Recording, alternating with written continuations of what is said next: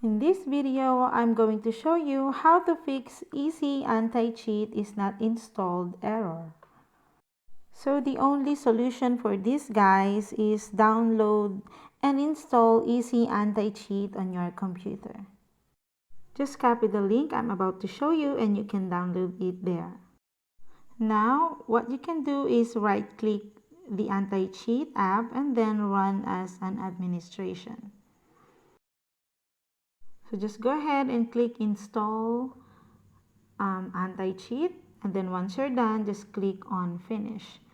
You can also do this the other way around. What you can do is you can also access the easy anti-cheat folder through the game folder that is giving this error.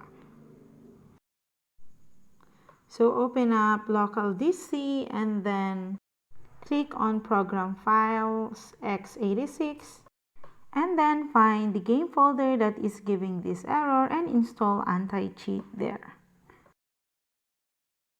So anti-cheat has repair services, so just go ahead and type in the error that is giving you the problem and then click on repair services.